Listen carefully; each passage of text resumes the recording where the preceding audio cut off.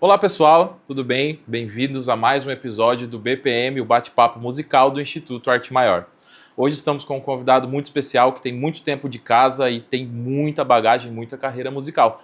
Vamos falar com Thiago Pereira, nosso professor. E aí, Belezinha? beleza? Tudo certo? Prazer estar aqui. Muito bom. Então, hoje você é o nosso convidado, nós estamos no nosso terceiro episódio e a gente segue nessa pegada, a gente tem esse propósito que é conhecer um pouco mais sobre nós, quem faz parte aqui do Instituto e também, principalmente, quem tem muita história para contar. E eu sei que você tem bastante história por aqui. Vamos ver. Vamos ver, vamos Tempo tentar. tem, né? Aqui pode ir falando que nós tem tempo.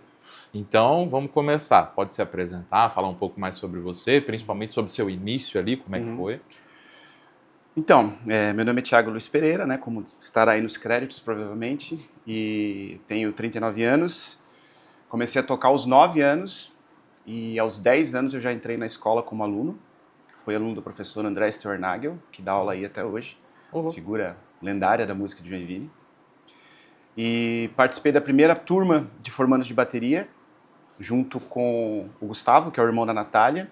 Sim, professor. E com a Cristine ou Cristiane, agora, perdão, tá lá no convite. Que também, se eu não me engano, tem os seus filhos aqui fazendo aula até hoje.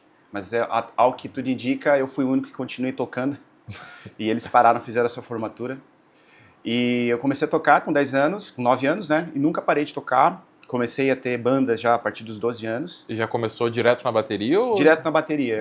Eu lembro, assim, algumas memórias que ficam assim pra gente, que desde os 7, 8 anos eu, sei lá, não sei de onde que surgiu uma ideia fixa na minha cabeça de ser músico e ser baterista.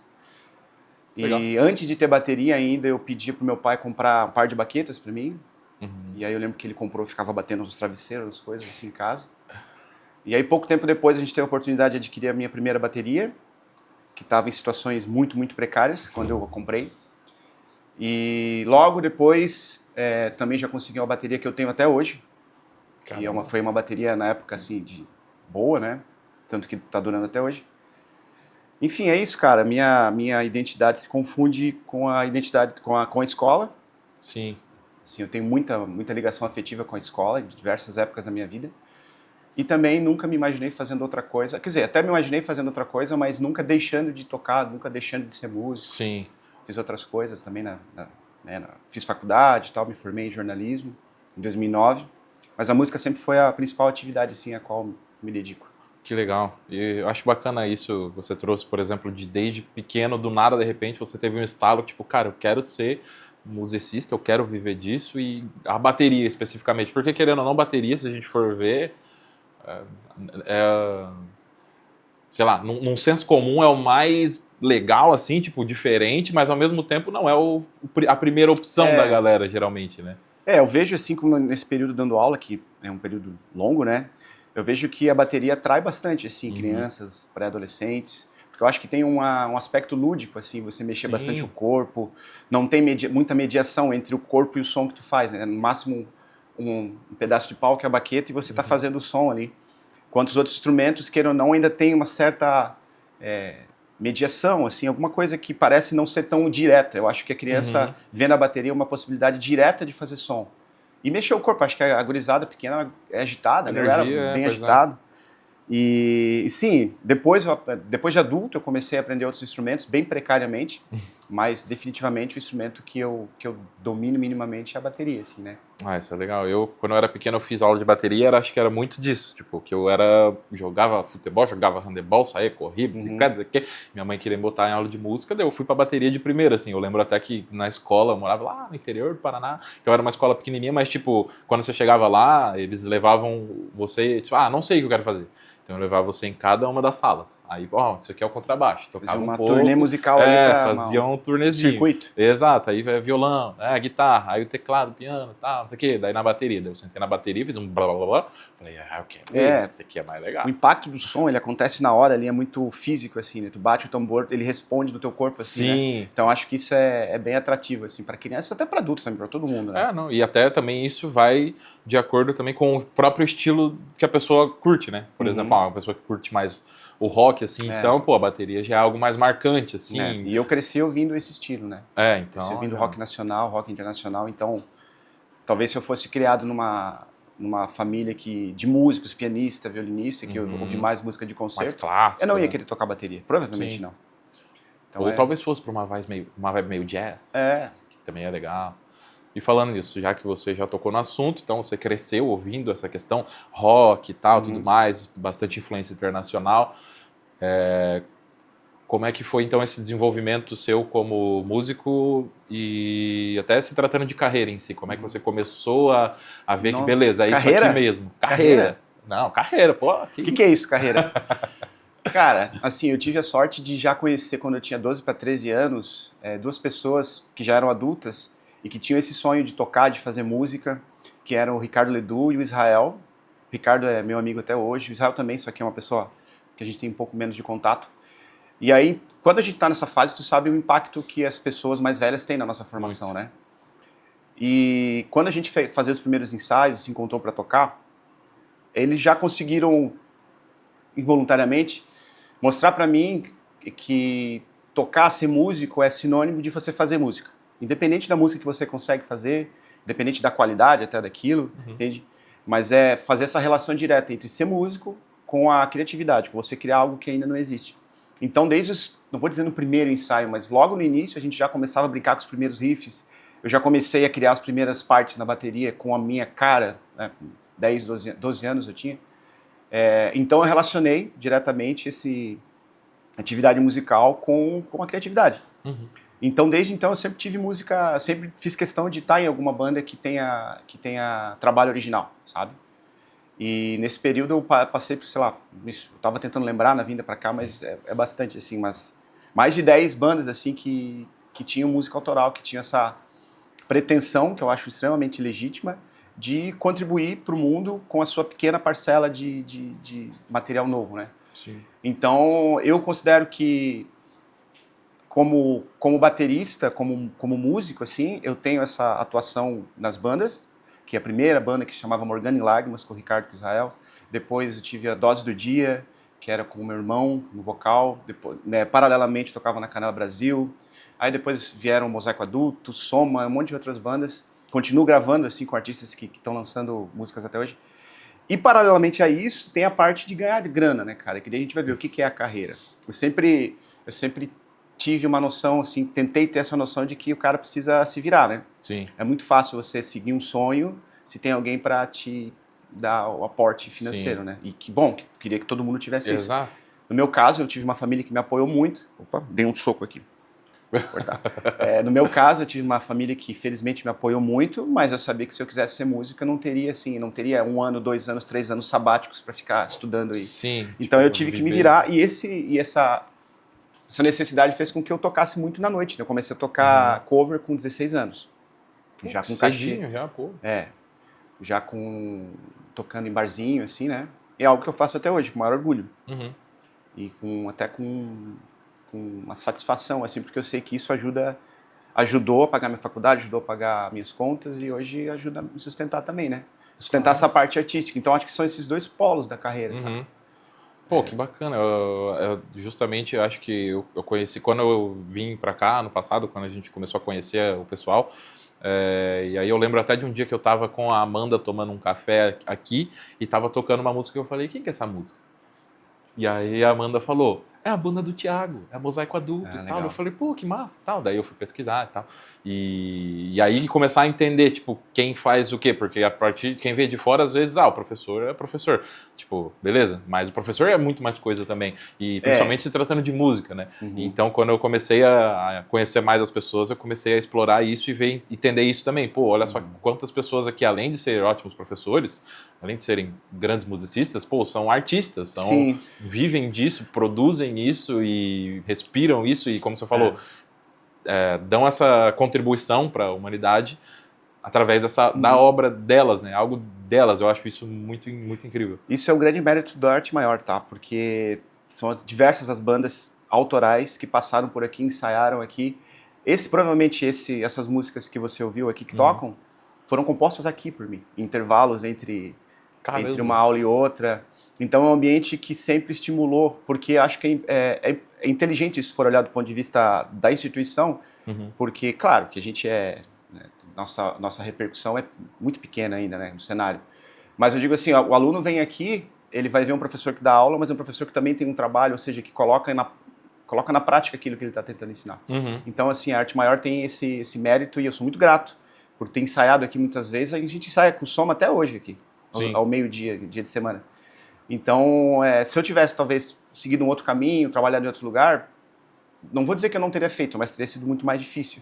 Com certeza, não. Ainda mais se tratando, por exemplo, como você falou, você é formado em jornalismo, então caso você tivesse atuado mais a fundo dentro dessa área, para você conseguir conciliar, seria algo bem mais complicado. Seria bem difícil. E você já pensou em, por exemplo, na época de faculdade? Tipo, você tinha alguma pretensão de talvez unir as duas coisas, atuar talvez com eu lembro que no início da faculdade eu pensava em escrever sobre música, eu cheguei a fazer algumas resenhas de show, assim, Legal. né? Mas o jornalismo foi acabando nesse meio tempo, né? Eu sou extremamente também grato por todo o caminho que eu fiz na faculdade, tenho grandes amizades que eu carrego até hoje e muito das coisas mais importantes que eu li e conheci foi na faculdade, né? Por ter sentado naqueles bancos lá, naquelas carteiras do IELUSC lá, né? Só que eu sabia que o meu caminho, muito provavelmente, iria para o outro lado, né? Porque eu já tocava antes. E mais uma coisa, e por contraste, né? Eu via que alguns amigos meus, que são amigos até hoje, eles tinham vocação para aquilo, cara. Vocação para jornalista. Ficavam um tino para a profissão mesmo, para executar, sabe? Enquanto eu já percebia que eu não tinha. A gente não tem várias vocações na vida, né? Tem uma e olha lá. Quando descobre, é sortudo ainda. E eu já sabia que, cara, eu toco, eu gosto de tocar. Meu negócio é estar atrás do instrumento, é estar com galera fazendo som. E eu tentei fazer a melhor faculdade possível, né? Tentei aproveitar ao máximo, mas lá no fundo eu sabia que na primeira oportunidade eu ia viver de música. E aí a escola, né, veio com essa possibilidade, né? 2010, por aí, eu já comecei 2010, 16 anos aí só como professor. Só como professor. Enquanto eu estava na faculdade, eu ainda dava aulas aqui, eu cuidava do estúdio, então eu considero que já estava atuando aqui, né? Mas ainda com aquela perspectiva, se eu tiver uma vaga numa notícia, eu vou largar tudo e vou trabalhar. Isso quase aconteceu por uma obra do acaso, eu não entrei lá e, sei lá, minha história podia ter sido bem outra, né? Provável, a gente tem essas questões, né? Às vezes uma pequena escolha pode mudar o rumo. Mas hoje, olhando em retrospecto, eu fico bem satisfeito com as coisas. Não mudaria, assim? Não mudaria. Não mudaria, não. Ah, que legal. E você comentou agora, você ficava no estúdio. Como é que funcionava o estúdio antigamente? O estúdio era terceirizado para um grupo, né? E ele ficava no mesmo lugar onde ele fica aqui hoje. Do lado aqui? Só que, cara, eu tinha chave do estúdio, não só eu fui por um tempo, outras pessoas foram antes. E eu cuidava... Eu recebia o pessoal para ensaiar, arrumava o estúdio, enfim, fazia o trabalho ali que ninguém faz hoje, né? Porque os professores, né, que fazem. Exato, né? Fazia o que os professores fazem hoje para cada banda, eu fazia com as bandas de fora, porque era um estúdio comercial. Entendi. Na época, então, já tinha bandas na escola que também usavam ou era só comercial? Era bem poucas, assim. Acho que já tinha da escola, mas eu acho que na época parecia algo razoável abrir para monetizar, assim, sabe? Um espaço, né? Toda a estrutura. E aí eu considero que foi ali que eu comecei a trabalhar de fato. De fato, na escola. Eu já dava algumas aulas substituindo os professores, inclusive o professor André.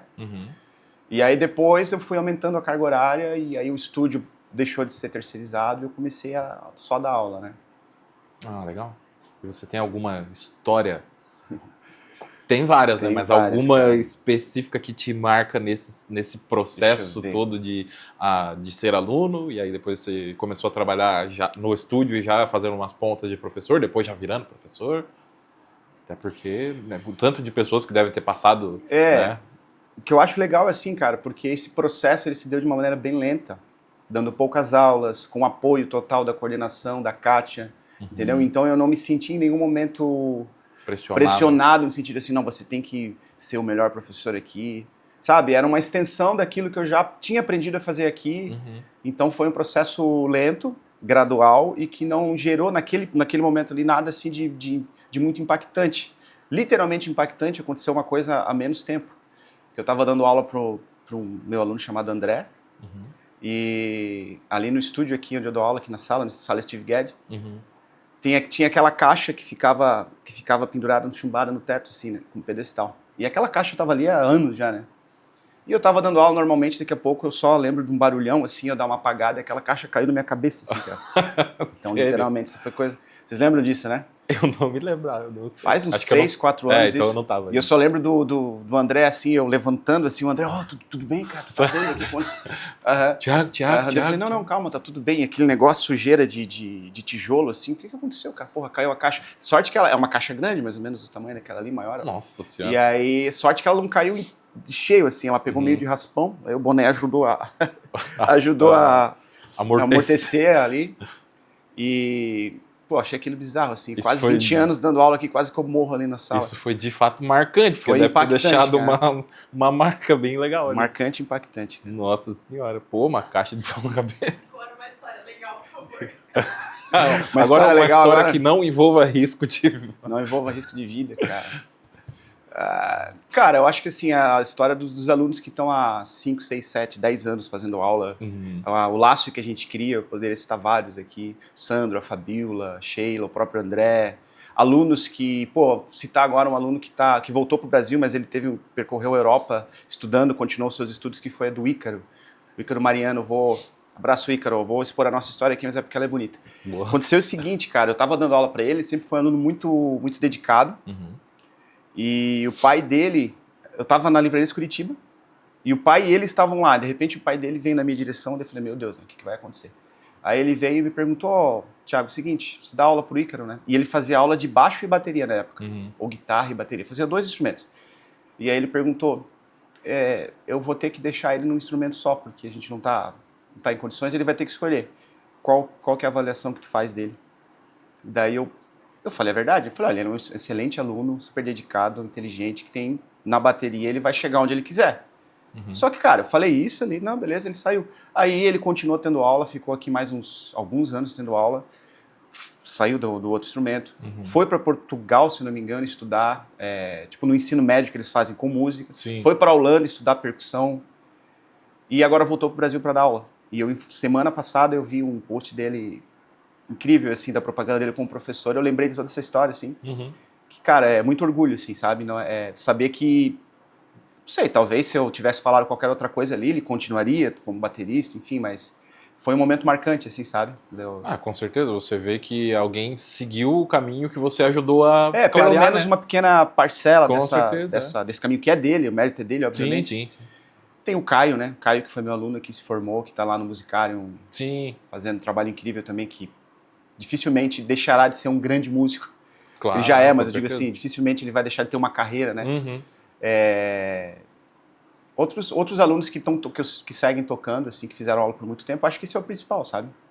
Mesmo sentimento que eu acho que o meu professor tem, me vendo tocando, acho que Com certeza. Eu acho que isso é muito da função, né, da missão professor, é isso, né? Independente de qual seja professor na escola, seja um professor na faculdade, seja um professor aqui na música, quando você vê alguém que você ajudou, fez parte da vida das pessoas, ensinou lá atrás alguma coisa, seguir esse caminho e, pô, alcançar algum nível legal, ou como se diz, uma carreira, começar a formar isso, com certeza é muito gratificante, porque, né... Eu tenho essa relação com os meus professores, assim, desde sabe, professor do ensino básico, do ginásio, que são muito marcantes, que me inspiraram. E que às vezes eles nem sabem o quanto que eles são importantes, né, pra mim, na minha vida. Sei lá, o cara tenta reproduzir isso dentro das nossas, né, dificuldades, dentro das nossas limitações, mas ver que eles estão lá seguindo, tocando e fazendo a carreira deles do jeito deles acho que é a coisa mais legal, assim, desse processo todo de ser todo professor. mundo que passa na nossa vida deixa alguma coisa, né? Alguns então, deixam coisas ruins. Alguns né? deixam um Bom é estrago. evitar isso com os alunos. Deixa um estrago tremendo, mas também temos as pessoas que vêm e somam. Soma. Sim, verdade. Ouça, soma. E agora já, então, a mesma coisa, histórias marcantes agora, mas eu quero saber da sua história como músico, então. Tipo, como compositor, como a parte autoral, nos shows, né? Porque você, com certeza, eu sei que, até porque eu já assisti você em shows de milhares de pessoas, assim, tipo, por exemplo, no Rock Legends. Rock Legends, sim. Rock Legends, que teve dos últimos, enfim. Sim, E, então, tipo, tem histórias e são sentimentos, né? Você, imagino que tocar para um público X e para um público Y vai trazer talvez o mesmo sentimento, o mesmo friozinho na barriga ali, mas é sempre uma experiência diferente cada um, né? Cara, assim, ó, pra quem já tocou e continua tocando às vezes pra meia dúzia, 12, 20 pessoas que nem estão ali pra te ver tocando às vezes, isso vai criando uma casca no cara, sabe? Sim. Tipo assim, e aí quando a gente chega num lugar assim que tem, sei lá, 2, 3, 4 mil pessoas assistindo, é muito legal, porque o frio na barriga meio que ele não vou dizer que ele não acontece, mas ele é assim, porra, semana passada eu tava tocando pra ninguém, hoje tem uma galera aqui, que massa, então agora eu vou curtir esse momento aqui. Então, ultimamente, assim, com as bandas, mais as bandas cover agora que estão atraindo mais gente, mas as bandas autorais também, aos pouquinhos, com um pouco mais de público, que a gente tem alcançado um público maior, assim, tem sido muito, muito divertido. Tocar para mim, tocar, compor, dar aula são três coisas que se complementam, assim, não tem como, eu não ficaria sem nenhuma das três, assim, eu acho. Eu seria incompleto se eu deixasse, fosse obrigado, não, agora tu vai parar de dar aula. Tanto que nessa transformação agora aqui da minha função aqui na escola, né, por causa do projeto, fiz questão de manter alguns alunos, para não sair completamente da sala de aula, né. Sim. E se eu fosse obrigado a parar de tocar, eu não pegaria esse trabalho. Então, Exato. eu sou essas três coisas, entendeu? Sim. Me complemento com essas três coisas. Cara, que bacana, que legal. Até, inclusive, já que você puxou o assunto, hoje você é um coordenador de um projeto, que é um projeto muito bonito, um programa Música na Escola. Então, você, de fato, agora eu acho que até puxando o que a gente falou ali, por exemplo, dos professores que lá atrás, lá no colégio, na escola, te inspiraram de certa forma, hoje você tem a oportunidade de, além dos alunos que você tem aqui, inspirar diversos outros, juntamente com os outros, o restante da equipe, os professores ali, né? Através da música, através do projeto. E como foi para você assumir esse desafio? Como é que ele chegou? Como é que aconteceu? E como é que hoje você lida com isso?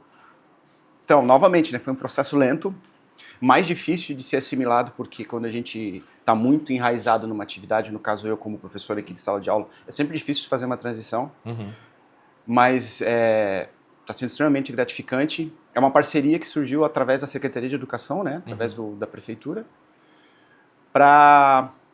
é uma parceria público-privada e a gente leva essa atividade de fanfarra, música, né, através das fanfarras para as escolas. Começou com 5 escolas lá em 2023, foi gradualmente aumentando e hoje a gente está em 29 escolas, com a perspectiva de aumentar um pouquinho ainda em breve. Então são 1.500 alunos atendidos. Hoje a gente tem 9 professores na equipe e esses 9 professores são minha responsabilidade. Eu tive que ir atrás deles, conversar com eles, explicar o projeto e tenho que dar o suporte para eles. Então, assim, no começo foi muito, muito desafiador, para ficar no óbvio, né?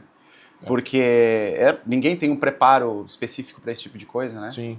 E são várias funções, várias habilidades que eu tive que desenvolver que a minha vida adulta não tinha exigido isso de mim, né? Parte administrativa, prestação de contas, documentação, lidar com pessoas até por fato de ter tido banda desde 13, 14 anos, eu sabia mais ou menos assim, né? Pô, lidar com pessoas tem esses desafios, enfim. Mas não é a mesma coisa também lidar com pessoas adultas, num contrato profissional. Então, assim, agora que a gente está quase na metade do terceiro ano, digo que a coisa está bem estável, me sinto bastante confortável nessa função. Mas no começo eu só pensava, cara, se não for eu, acho que não sei se vai ter alguém que vai conseguir fazer isso agora. Sim. Então eu preciso dar um jeito, preciso dar conta. E foi bem complicado no início, mas agora eu vejo que foi também a coisa que precisava acontecer para a gente chegar onde a gente está agora. Né? O Instituto Arte Maior está em 29 escolas, todo mundo com bastante reconhecimento do trabalho que a gente faz, assim, diretoras, alunos, pais de alunos. E o mais legal, cara, de tudo isso tem relação com a sala de aula, é ver os alunos tocando, evoluindo, ver eles se apresentando, ver, às vezes, histórias de impacto que o projeto está tendo na vida de alguns alunos, algumas alunas. Ver que, porra, acho que 60%, 70% são meninas que estão tendo a oportunidade de ter o contato com instrumentos de percussão, coisa que provavelmente não teriam. Então, assim, um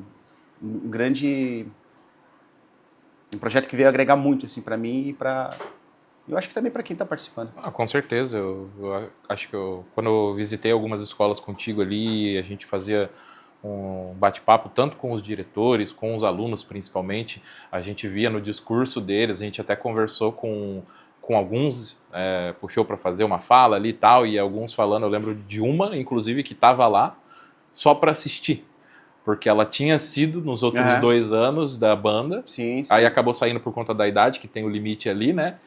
Mas continuava acompanhando, Uhum. porque ela falou que gosta muito de estar ali, gosta Sim. do programa, gosta das pessoas e é um ambiente muito bom. Uhum. Então, para você ver como isso marca num nível a pessoa que, além de toda a questão da música pela música, né? Pô, a pessoa tem o acesso, ela tem a oportunidade de aprender e se desenvolver, mas também cria um laço ali, muito grande que fica marcado, né? Eu acho que um dos grandes benefícios que esse projeto leva para as escolas é a possibilidade aos alunos de eles desenvolverem o senso de pertencimento, Uhum. o senso de participar de alguma coisa que é maior do que eles são, no qual eles são extremamente importantes, mas que não é essa coisa extremamente individual, né? Exato. Que a gente vive assim, essa coisa atomizada da vida do Uhum. adolescente de hoje em dia. Então, assim, eles têm saudade do companheirismo, saudade das viagens que eles faziam para tocar, saudade do sentimento de pertencer àquele grupo que representa a escola. Então, acho que isso é um grande ganho que os alunos não podem perder esse tipo de coisa, sabe, completamente. Esse é um grande mérito desse e dos outros projetos de contraturno que a Secretaria de Educação oferece, né? Que, Tem pô, dança, tem outras coisas, né? Também. tem a questão, eu lembro que a gente falou nas últimas ali, que a gente foi visitar. Então a parte musical, claro que ela é importante, ela é o carro-chefe, mas ela também divide a importância com esse senso de pertencimento à comunidade escolar, de representar alguma coisa que é além do individual apenas, né? Uhum. Pô, eu tenho que tocar, eu tenho que me esforçar, eu tenho que ir ao ensaio, porque senão a gente vai chegar na apresentação e eu vou prejudicar o grupo, sabe? É difícil, às vezes numa competição esportiva também eles sentem isso, mas a possibilidade de estar na banda de fanfarra proporciona isso aos alunos, né? Eu acho muito legal, eu até imagino como deve ser, por exemplo, tem o concurso, né, que acontece todo ano e tal, e muitas escolas já sempre vão representar ali Joinville, então quando elas voltam Nossa. com as vivências, com as histórias e com o troféu, pô. Sim, teve uma escola que é o Teresa Mazzoli, lá do Jardim Paraíso, que eles foram num concurso, eles receberam uma premiação lá, e na volta eles foram recebidos, o ônibus, né, que trouxe eles, foi recebido com fogos de artifício pela comunidade. Então imagina a memória afetiva desses alunos, de ser recebido na sua comunidade, às vezes em situação não materialmente bem precária, eles foram recebidos ali com fogo de artifício, uma festa da tendo galera. seu esforço, seu talento reconhecido nesse nível, né? Então, assim, quando eu vi aquilo ali, assim, foi, acho que no final, eu não lembro exatamente, cara, eu veio uma lágrimazinha, assim, pô, Claro. que legal poder, de alguma maneira, novamente participar disso, né? Sim, com certeza. Pô, eu acho isso incrível. Na época que Olha eu de novo falando, quando eu era criança, eu também fiz fanfarra na escola, lá no interior. Qual que é a tua cidade mesmo? Eu sou de Iporã, no Paraná. Eu nasci em Moarama, mas sou de Iporã, porque em Iporã não tinha maternidade. Todo mundo de Iporã nasce em Moarama. Então é todo mundo moaramense, mas é todo mundo iporãense. E aí tinha isso de fanfarra e tal, só que, claro, era mais aquele padrão. Cada escola tinha uma ali, aí 7 de setembro apresentava, e era meio que isso. Mas já era muito legal participar. Então, cara, Paraná, Rio Grande do Sul, vários outros estados, eu não conheço muitos outros, né? Mas eles têm uma tradição muito forte, que Santa Catarina também teve e que acabou. Não sei por que acabou. E esse projeto veio suprir essa necessidade também, sabe? Porque, nossa, às vezes tu ia numa cidade próxima aqui, sabia que lá tinha 1, 2, 3 corporações, corporações bandas, né, que a gente chama, que, pô, participavam de concurso, e em Joinville isso foi morrendo. Acho que da década de 2000 para cá, não sei exatamente. E agora a gente, né, tá recuperando isso também. Mas essas cidades do interior, eles têm bandas, eu sei que tem bandas muito boas, cara. Referência, sim. Tanto que o torneio, o campeonato é em Gaspar. Esse que a gente vai participar é em Gaspar. E vem cidades do estado inteiro, basicamente. Vem. Bandas do estado inteiro. De cidades minúsculas, cara.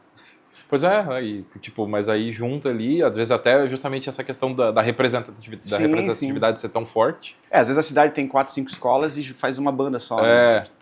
Mas o lance é o resgate dessa tradição, né? Sim, com certeza. Legal. Eu acho muito massa, tudo que envolve música no geral, mas a fanfarra, como também tem um carinho, assim, agora eu dei um soco agora. Né? E o engraçado é que eu não participei disso, porque não sei se na época que eu estudei no ensino básico, né, no Padre Valente Simeone, eu estudava, eu não participava disso, não tinha esse projeto. Sim. Talvez a gente tenha desfilado em 7 de setembro, mas era muito quase irrisório, assim, na cultura da escola, né, no ambiente escolar ali. E aí agora eu tô trabalhando com isso mesmo, assim, tô aprendendo, eu aprendo com os meus professores, né? Os professores que a gente tem ali, todos eles são excelentes e cada um com a sua experiência, né? Muitos deles vivem isso desde criança, esse ambiente de fanfarra. Então eles já cresceram já com várias referências, né, digamos, então com certeza na hora de passar isso para os alunos também tem um peso legal.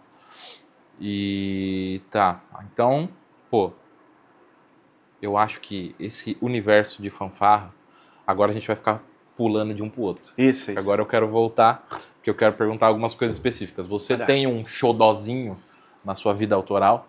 Xodózinho. Um xodó. Tanto a banda quanto quanto de banda a... que mais gosta?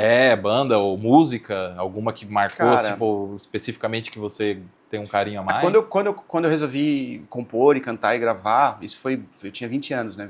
Eu gravei depois com 27, mas essa transição aconteceu ali quando eu tinha 20 anos, devido a uma situação de vida que foi meio complicada.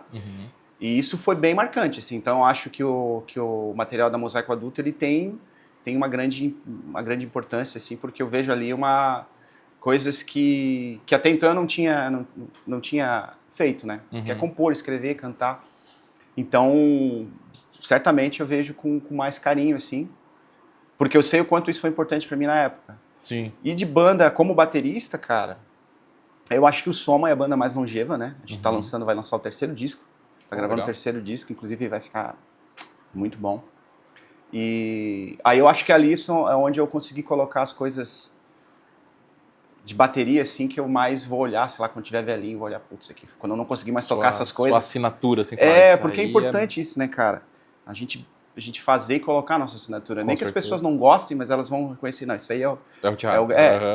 Tipo, esse aqui é o Gabriel fazendo um negócio. Pô, eu não faria assim, faria, mas é ele fazendo. Sim. Porque o que mais tem hoje é coisa genérica, assim, né, cara? Exato, não, isso é verdade. Isso Cara, em tudo, né? Então... o cara que entra numa atividade e aí vem 50 pessoas falar assim, não faz assim, porque isso é o que tá dando mais certo agora. E, pô, a minha personalidade sempre foi ao contrário disso, de fazer as coisas pelo caminho mais difícil mesmo. Só que isso tem o seu lado positivo, né? Eu sei que, tipo, em termos de alcance, as bandas que eu toco são irrisórias. Tem pouquíssima gente que gosta. Mas as pessoas que gostam muito, de verdade. Sim. E claro que eu gostaria de alcançar um público maior, sempre falo isso, mas eu fico feliz e não mudaria, assim, sabe, o processo, não mudaria as prioridades na hora de compor, de gravar, se alguém viesse, não, se você fizer desse jeito, você vai alcançar um grande público e as pessoas vão gostar mais. Eu falei, não, mas eu quero fazer desse jeito porque sou eu. A minha história me trouxe até aqui desse jeito, com as minhas leituras, com as minhas vivências, as coisas que me atravessaram durante a minha vida. Então, é isso que eu tenho para contribuir, se é que é uma contribuição, entendeu? E eu acho que isso, cara, é o mais importante, assim, espero continuar fazendo isso. Continuar contribuindo. Continuar contribuindo. Mas só para responder objetivamente, então, assim, tem a Mosaico, que é a banda onde eu escrevo e canto, que faz tempo que não lança nada, que eu gosto muito, e o Soma, que é a banda onde eu toco bateria e também adoro. São duas bandas que são de mais de 10 anos já de existência, entendeu? Sim, não é coisa bastante. que... Aí você fala que carreira aí, ó. Carreira em termos de tempo, cara, vai longe. Então, e feitos também. Agora, você falou um termo ali, uma palavra que eu achei legal, processo criativo. Você tem um processo, por exemplo, quando você precisa criar, tanto como compositor quanto na hora da bateria ali. Você tem um processo ou algo que às vezes vem meio assim, tipo, opa, e você já vai e esse estalo, ele nunca é... O estalo é a última etapa de um processo que está acontecendo, né? Eu não tenho uma rotina, assim, isso é algo até que eu gostaria de imprimir, eu acho que vou precisar fazer isso, porque como a vida agora tem várias outras demandas, tá cada vez mais difícil de chegar a esse ponto do estalo e escrever. Mas assim, eu procuro, na parte de escrita, assim, eu procuro ler bastante e sempre anotar, escrever, pontuar frases, passagens impactantes, ideias, para ter, tipo assim, um acervo de ideias. Um vocabulário ali. Também, até de ideias e coisas. Pô, isso aqui eu acho que renderia alguma coisa. E na bateria é muita referência, ouvir, assim, bastante coisa. E a bateria é muito em diálogo com no caso do Soma, com o Rafael e com o Ned, que são os outros integrantes. De acordo com o que eles trazem, a parte rítmica, que a gente vai fazendo esse diálogo, né? Tentando sempre também fazer algo que seja, ao mesmo tempo, acessível, no sentido de não colocar milhões de notas, não tentar fazer, agora se consagra, como diz, né? Eu acho isso um pouco chato, assim. Mas também fazer algo, pô, isso aqui eu consigo fazer, eu acho que essa pitada de uma coisa um pouquinho mais elaborada cabe aqui, sabe? Então tentar fazer esse quadro geral da música, deixar ela legal, mas ao mesmo tempo colocar uma assinatura. Mas é aquilo, o processo ele tá sempre acontecendo. Sim. Tá sempre acontecendo.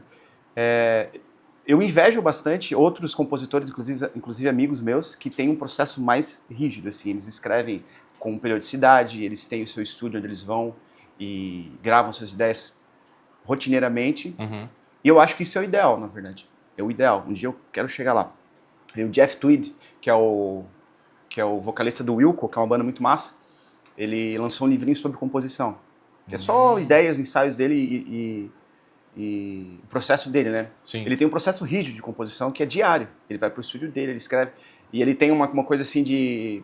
Mesmo quando tu tá achando que aquilo que você tá fazendo tá muito ruim, você registra, você ouve no outro dia, porque no outro dia pode ser que... Pode não estar tão ruim. Não estar tão ruim.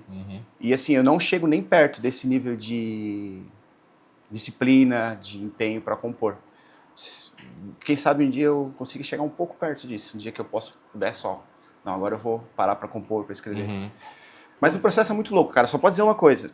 Uma das coisas mais bonitas que tem mas vou dizer assim, uma das coisas mais prazerosas que tem é depois quando tu consegue... Isso tá no livro também, do Jeff Tweed. É quando tu percebeu que tu fez uma canção nova. Conseguiu fechar uma canção. Isso é um momento mágico, assim. É o mais perto do espiritual, do mágico que eu já vivenciei, assim, tá ligado? Que legal. Eu nunca pensei também dessa forma. Tipo, porque ao mesmo tempo eu fico naquela de pensar que, é um processo criativo, então, pô, não deveria ser algo robotizado, digamos, engessado. Mas ao mesmo tempo também existe método, rotina, Claro. que otimiza isso, né? Então é um equilíbrio que às vezes eu não consigo identificar, mas aí é porque eu também não tenho esse tato, né? Eu não tenho essa... E assim, eu sempre falo que eu sou um compositor bissexto, assim. Eu fico 2 anos sem escrever nada, escrevo alguma daí coisa. do nada vem boom. Às vezes nem vem, às vezes tem muito esforço também. Mas é porque tem uma divisão, assim, entre, tipo, aquela ideia de você se achar compositor, se achar, e você ser aquilo no sentido de vivenciar aquilo, trabalhar naquilo.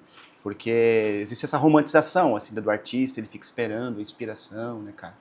Não rola assim.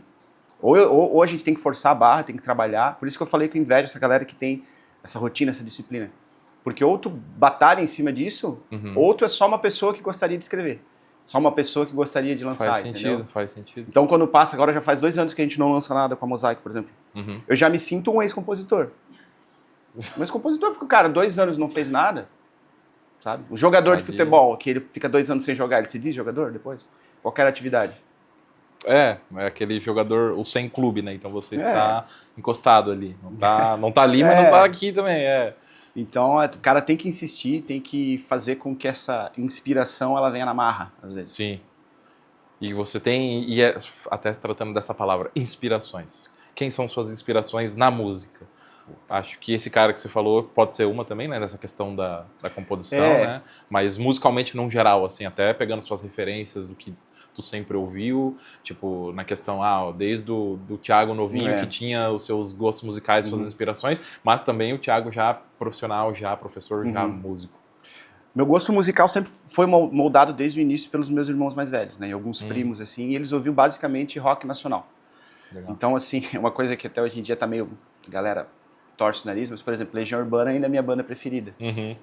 Porque o que o Renato Russo escreve e a maneira como ele canta, pra mim ainda tem um apelo emocional e um refinamento artístico também que eu dificilmente vejo, assim. Eu sei que a minha opinião é polêmica, muita gente vai dizer que é ruim. Vai ter gente que vai falar, lá vem o chato do Legião. Mas eu não pego violão, eu vou tocar Legião numa roda de amigos, não. Então, assim, como memória afetiva e como referência até de canto, assim, a evolução que ele teve na carreira dele é um negócio, porra. O cara saiu de um cantor de hardcore tosco, de hardcore de punk, para um cara que conseguia interpretar música italiana, dificílima, pouco antes de morrer. Enfim, então eu tenho essa memória afetiva dessas bandas, né, Paralamas do Sucesso, Legião Urbana, Titãs. E aí, depois, quando eu comecei a tocar, comecei a compor, teve toda porque a sonoridade dessa época não é uma sonoridade tão atrativa hoje, né? A parte instrumental, assim. Então daí depois começaram as bandas indie, né? As bandas alternativas, o Britpop. Então, eu gosto muito de Blur, eu gosto muito de The Verve, eu gosto muito de Oasis, gosto muito de Queens of Stone Age, gosto muito de um monte de coisa que daí na parte instrumental, né? Só que daí como a gente escreve em português, a gente tem que ter as referências em português. E aí agora tocando na Brasil 70, eu revisito a obra de um monte de cara muito, muito importante na música brasileira que eu vejo, cara, olha só o que esse cara escreveu. Olha só a profundidade dessa letra, Caetano Veloso, Gilberto Gil, Chico César, Djavan, entendeu? Então, tudo isso acaba sendo referência, sabe? Mas se você quer que eu escolha um, não precisa escolher um. Ah, dá pra escolher dois, então. Dois, então? Caralho. Putz, cara, eu gostaria de compor que nem... Vai demorar, faz um corte aí. Não. Sem problema. Às vezes de quando... igual você falou, que é o teu repertório artístico, né? E outro depois quando você já...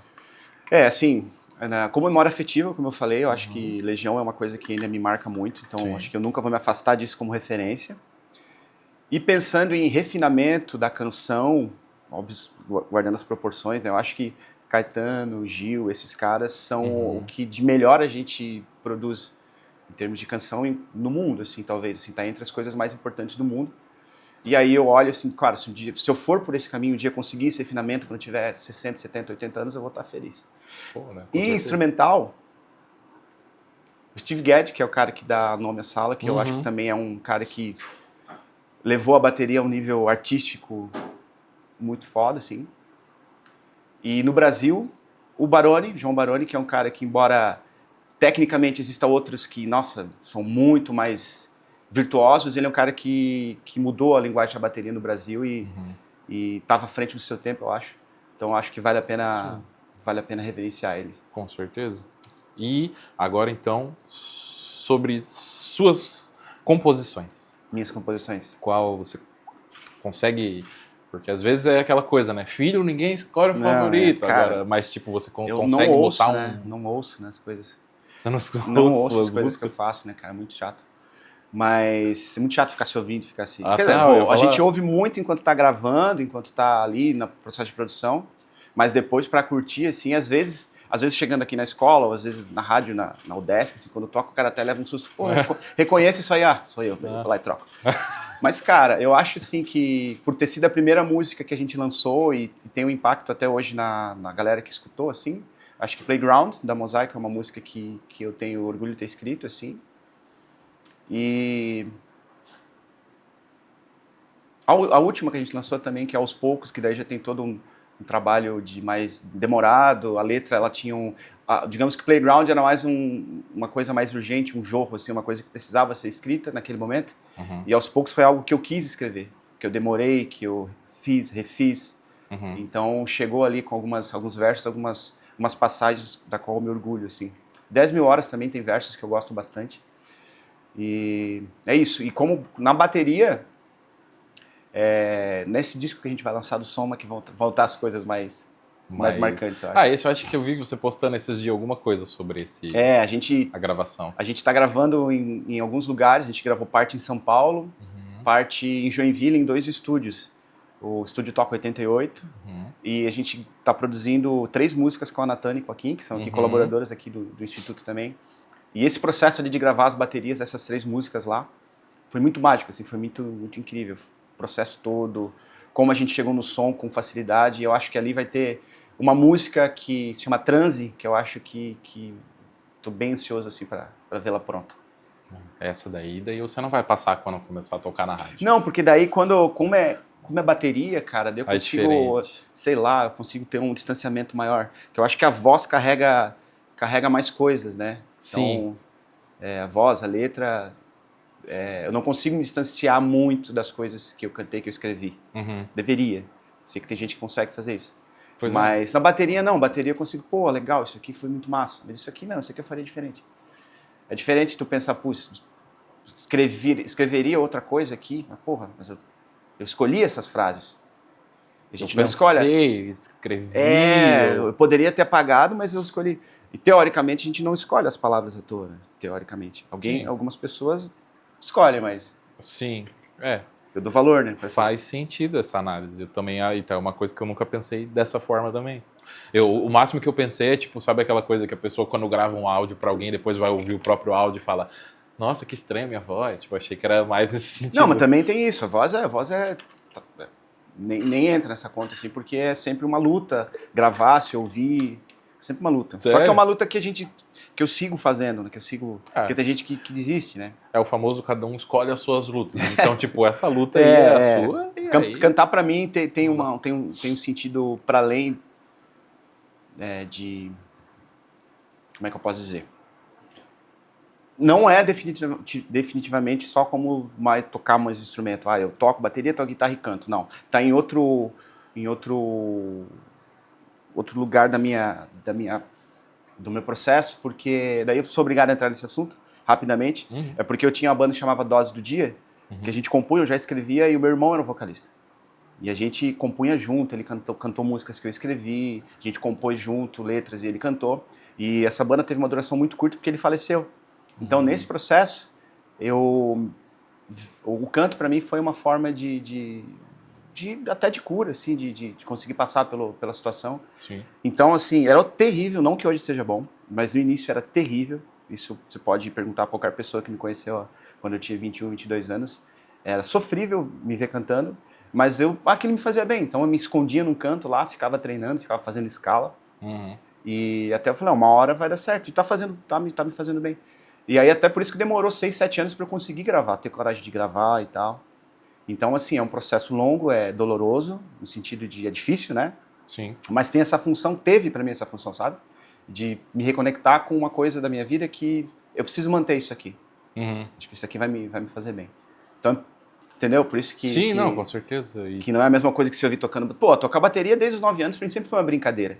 Brincadeira. Tu segue brincando de uma maneira cada vez mais consciente, mas ainda segue sendo brincadeira. Cantar, eu não consegui fazer essa parte como brincadeira, sabe? Sim. Pô, isso é incrível, né? A gente vê como a essência da música cada um carrega uma essência diferente da música com o seu significado, né? Então, tipo, você tem toda essa questão com o canto e algo que te ajudou a passar por um período muito difícil, a música no geral, mas especificamente o canto ali também. E mais de contrapartida, a música na parte instrumentista ali, bateria e tal, pra você sempre foi uma diversão. Sempre foi mais leve, sempre foi mais tranquilo. Me divirto pra caramba tocando com os meus amigos. Música é uma grande desculpa pra eu estar com os meus amigos. E fazer isso o seu trabalho, melhor ainda, né? Porque daí, pô... a gente conversou com o Guto aqui na última, e aí ele tava falando que vocês também tocam juntos, tem banda juntos e tudo mais, e ele tava comentando sobre essa questão de se divertir tocando, né? De fazer isso a sua parte da sua vida, que beleza, você ganhar um troco com isso, excelente, você fazer a grana, ter o seu sustento, mas ao mesmo tempo você estar ali fazendo isso já é algo, como posso dizer, recompensador por si só, e ainda mais quando você está com pessoas que você gosta, fazendo música do jeito que você gosta, para pessoas que estão gostando, tipo, é tudo um bolinho que chega lá no final e coloca uma cereja. Eu já toquei com muita gente com a qual eu não estava me sentindo à vontade, assim. Porque é trabalho também, né? Com certeza. Mas felizmente vai passando o tempo, a gente vai conseguindo filtrar as oportunidades de fazer um projeto com os teus amigos vão surgindo, esses projetos vão amadurecendo, né? Então hoje eu posso dizer que todo mundo com quem eu subo no palco, eu vou dar um abraço no cara ou na mina e, pô, que massa, cara, vamos fazer som, vamos se divertir junto aí. Pô, muito massa. Por mais que não pareça, né? Porque eu toco expressivamente. Ó, nossa produção está aqui, Críticas. E então, vamos lá, trazer uma análise então, até talvez para... Se tu quiser, a gente pode repetir alguma parte mais objetiva. Objetivamente? Porque até não, assim pela minha parca avaliação do que é a dinâmica da internet, não existe nenhum corte em tudo que a gente falou aqui. Não existe, nem isso aqui vai estar. Porque assim, conversa, é fluido e aí dentro de tudo isso que a gente falou, daí tem vários cortezinhos que a gente vai fazendo e não tem problema nenhum. Então tá bom. E aí, até para puxar agora então, uma análise, até para encerrar talvez, aquilo de... Como você hoje, olhando lá para trás e olhando agora e até vislumbrando o futuro, como é que você consegue se enxergar e equilibrar e e analisar, tipo, o Thiago lá, criança, na bateria, o Thiago jovem que começou na música, com suas bandas e tudo mais, passando por diversos momentos, e o Thiago professor, que se mistura com a própria história da escola e sua em outras fases também, agora até como coordenador do projeto, que é uma outra, enfim. Você tem muitas nuances ali dentro, então como você consegue... Eu acho que assim, ó, eu considero um sujeito de muita sorte, sujeito de sorte, como diria o Belchior. Porque eu tive um desejo de fazer algo muito cedo, que é tocar, uma família que me deu todas as condições, meu pai e minha mãe sempre me ajudaram a tocar, nunca me proibiram de ensaiar em casa. Então eu tive sorte no início, eu tive sorte também de conhecer pessoas boas nesse caminho, no sentido de me mostrar que, como eu falei do Ricardo, do Israel, de incutir na minha cabeça a ideia de que ser músico é criar, algo que eu nunca me afastei.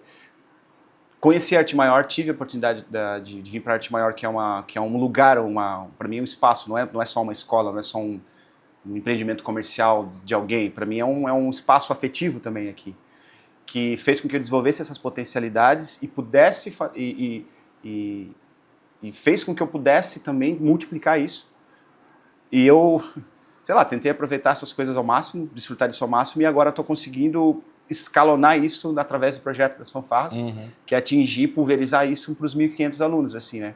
Mas eu vejo um contínuo, assim, nessa história, sabe? Porque a música, é o desejo de tocar, o desejo de mexer o corpo e fazer som, que tá lá desde o início até agora, assim, com nuances diferentes, como tu falou, né?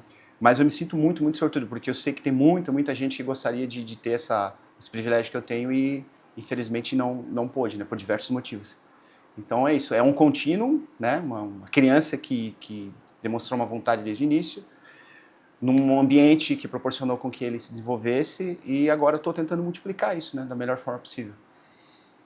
Com certeza, acho que não existe melhor forma de seguir já vislumbrando o futuro do que espalhar cada vez mais essa missão e esse significado todo que você traz. A gente forme bateristas, ou pelo menos futuros bateristas nas escolas. A gente vê cada talento aí que eu fico de cara, assim, gente que, se tivesse a oportunidade que eu tive, já estaria tocando bateria, já estaria... Sim, entendeu? Sim, entendi. Então isso me motiva, assim, a fazer mais, a acordar, trampar, enfim, superar os desafios que esse trabalho específico tem, né? Esse projeto ele tem que continuar e a gente tem que desenvolver esses talentos. Cara, show de bola. É isso. Agradeço sua Não vai ter quiz? parceria. Quiz, fazer o... Quem você preparei, prefere? Cara. Fulano ou fulano? Eloy Casagrande ou não sei Isso, quiz de pessoas, de professores da escola. Prefere o Júlio ou prefere o Júlio, prefere o Jorge? Prefere a Natália? E a Natália, se formou, cara, com o irmão dela. Com o irmão dela. Com o irmão dela. Gustavo. Mas assim, mas quando tu estava aqui, ela já estava aqui, então? Já. Não, a Natália é mais antiga do que eu na escola. Tanto como aluna, quanto como professora. Mas uma coisa que eu esqueci de falar é que, assim, uma outra coisa incrível da Arte Maior foi as amizades que eu fiz aqui. Sim. Né, cara? Então, assim, tem muita gente que também são os círculos melhores amigos, que foi desse processo longo de estar aqui dando aula, de compartilhando os shows, compartilhando os ensaios. Eu vejo até nos seus projetos, muitas das bandas assim que você toca, é a galera que já está aqui ou já passou por aqui, isso só falando tipo de professores, né? Fora a questão de alunos ou outras pessoas que você conhece através daqui também, né? E, de fato, é algo extremamente marcante. Cara, eu acho que a música de Joinville deve muito à Arte Maior. Com certeza. No Papo com o Guto a gente falou um pouco disso também, sobre como o cenário musical em Joinville é um solo extremamente fértil. E por mais que às vezes não tenha essa projeção, não tenha talvez o melhor aproveitamento possível, mas é muita coisa boa, é muita gente boa, tanto se falando não só dos talentos, mas dos projetos, das bandas, enfim, tem muita coisa que dá para ser melhor divulgada, e espaços como esse aqui é onde a gente quer tracionar de alguma forma, dar um impulso. É um espaço, como o próprio Guto falou, se uma pessoa vir ou se 200 pessoas virem, já é uma pessoa a mais alcançada. Sim. E é isso. É isso aí, meu irmão. Certo, muito obrigado. Eu que agradeço. Desculpa o falatório. Foi um papo excelente. Eu gosto assim, fala, porque daí quanto menos eu falo, melhor que a pessoa vai falando, ver tu editar mais isso conteúdo. Aí agora é problema para os nossos editores. E é isso, ficamos por aqui com mais um episódio do BPM. Não se esqueça de se inscrever no canal e até o próximo episódio. Valeu!